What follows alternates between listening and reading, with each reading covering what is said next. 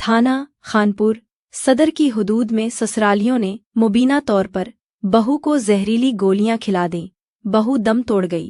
मेरी बहन अलीज़ा की शादी 3 माह कबल 90 FNP खानपुर के रिहायशी हमजा से हुई थी। बहन सुना अलीज़ा को उसके ससुराल वालों ने जहरीली गोलियां खिला दें, जिससे वो जाँ बहक हो गई।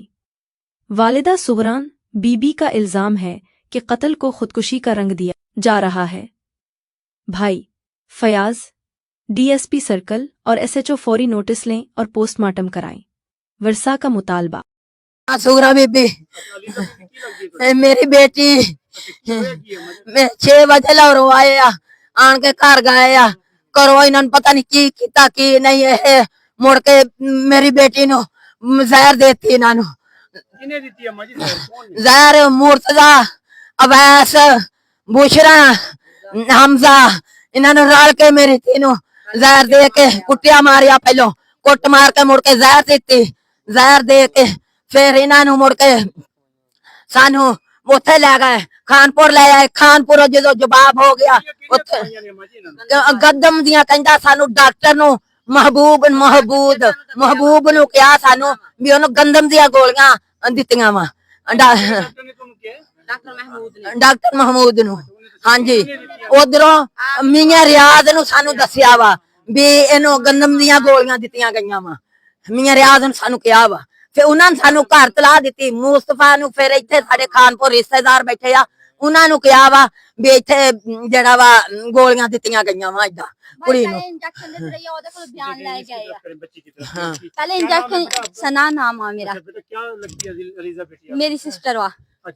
हाँ जी उन्होंने पहले इंजेक्शन लगाया जहर दी गई इंजेक्शन लगा के कोई बयान लै गए जबरदस्ती अपनी तरफ से बयान लैके बाद उन्होंने रात में जहर दी गई।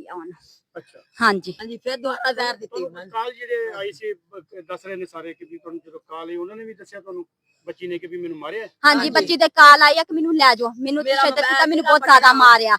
ਉਹਨੂੰ ਅਸੀਂ ਕਿਹਾ ਕਿ ਤੂੰ ਆ ਜਾ ਅਸੀਂ ਉਹਨੂੰ ਕਹਿੰਦੇ ਸੀ ਕਿ ਤੂੰ ਵਾਪਸ ਆ ਜਾ ਉਹ ਕਹਿੰਦੀ ਅੱਛਾ ਮੈਂ ਆਉਂਦੀ। ਫਿਰ ਉਹਨਾਂ ਨੇ ਕੋਈ ਸਲਾਹ ਬਣਾਈ ਸੀਗੀ ਪਲਾਨ ਬਣਾਇਆ ਉਹਨਾਂ ਨੇ ਉਸ ਪਲਾਨ ਦੇ ਮੁਤਾਬਿਕ ਆਉਣ ਨਹੀਂ ਦਿੱਤਾ ਹੈਗਾ ਨਹੀਂ ਆਉਣ ਦਿੱਤੀ ਹੈਗੀ। ਬੱਚੀ ਕਹਿੰਦੀ ਸੀ ਆਉਣਾ ਚਾਹੁੰਦੀ ਸੀ ਕਿ ਮੈਂ ਆਉਣਾ ਵਾ ਵਾਪਸ ਲੇਕਿਨ ਉਹਨਾਂ ਨੇ ਆਉਣ ਨਹੀਂ ਦਿੱਤਾ।